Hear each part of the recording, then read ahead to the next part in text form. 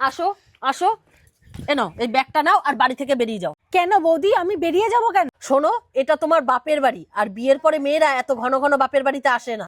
বৌদি মুখ সামলিয়ে কথা বলো। আমি তো ঠিকই বলেছি রঞ্জিত। আর পূজা, তোমার এই ব্যাগে আমি সবকিছু গুছিয়ে দিয়েছি, তুমি ব্যাগটা নাও আর এখান থেকে বেরিয়ে যাও। আরে এখানে কি হচ্ছে? দাঁড়া দাদা, বৌদি তুমি তো আমার সাথে এরকম ব্যবহার কোনোদিন করনি, তাহলে আজ কেন করছো? কোনো প্রবলেম হয়েছে? হ্যাঁ, আমার প্রবলেম হচ্ছে, তুমি এক্ষুনি এখান থেকে বেরিয়ে যাও। পিঙ্কি, কান খুলে শুনে রাখো, এই বাড়িতে আমার যতটা অধিকার আছে ততটা আমার বোনেরও অধিকার আছে। ও কোথাও যাবে না, ও এখানেই থাকবে। বললেই হয়ে যাবে নাকি? ওর কাজগুলো কে করবে? ও থাকলে আমাকে এক্সট্রা কাজ করতে হয়, আমার কাজগুলো করে দেওয়ার মতো তো কেউ নেই, তাই ও থাকলে আমার সমস্যা হয়। কি প্রবলেম তোমার? ওর জন্য তো দুটো রুটি বানাতে হয়, ওর জন্য কষ্ট হয়ে যায়, যার জন্য ওকে বাড়ি ছেড়ে চলে যেতে হবে। ও কোথাও যাবে না, ও এখানেই থাকবে। আমার তো মনে হয় তোমার মাথা খারাপ হয়ে গেছে। আমার না মাথা খারাপ হয়নি, আমি একদম সুস্থ আছি, বুঝেছো? তাহলে উল্টো পাল্টা না বকে যেটা করছিলা সেটাই করো, আর আমরা এখানে গল্প করব। আর তোমাদের এত কিসের গল্প? আর ওর কি শ্বশুর বাড়িতে কোনো কাজ নেই? প্রত্যেক মাসে এখানে চলে আসে।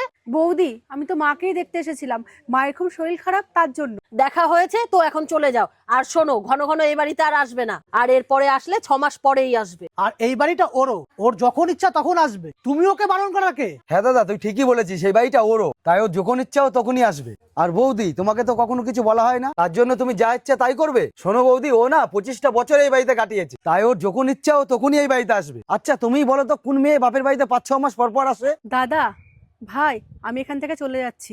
আমার এখানে থাকাটা হয়তো বৌদির পছন্দ হচ্ছে না। আর হ্যাঁ, এরপরের থেকে আমি 6 মাস পর পরই আসবো। আর বৌদি তো ঠিকই বলেছে, বিয়ের পর শ্বশুর বাড়ি নিজের বাড়ি হয়ে যায়, আর বাপের বাড়ি পর হয়ে যায়। আর বৌদি, তুমি কোনো চিন্তা করো না, এবার থেকে আমি 6 মাস পর পরই এই বাড়িতে আসবো। কিন্তু পূজা, তুই আমাদের এতদিন না দেখে থাকতে পারবি? কেন পারবো না?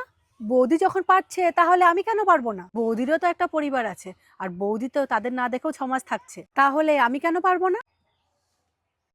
শোনো না, বলছি আমি দুদিনের জন্য বাপের বাড়ি থেকে ঘুরে আসি না। পূজা এসছে তো, ওই দিকটা সামলে নিতে পারবে। দুদিনেরই তো ব্যাপার, যাই না প্লিজ। এই তো সে একই কথা, ঘুরতে যাবো ঘুরতে যাবো, এই তো দুদিন আগে বাপের বাড়িতে ঘুরে আসলে।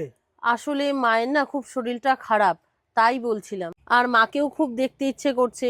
তাছাড়াও ভাই চাকরি পাওয়ার পরে তো আর যাওয়া হয়নি ও বাড়িতে। যাই না, দুদিনেরই তো ব্যাপার, প্লিজ। সামনে ছুটি পড়বে তখন যেও, 1-2 দিনের জন্য না, 1 সপ্তাহের জন্য যেও। আর এখন গেলে বোন এসছে, ও খারাপ ভাববে, তাই কয়দিন পরেই যেও। যাই না পিন্টু, দুদিনেরই তো ব্যাপার। এই, তোমাকে একটা কথা কতবার বলতে হয়, বুঝো না?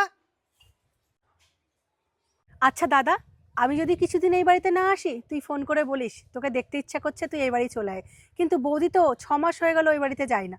কই, বৌদিকে তো বলিস না যেতে।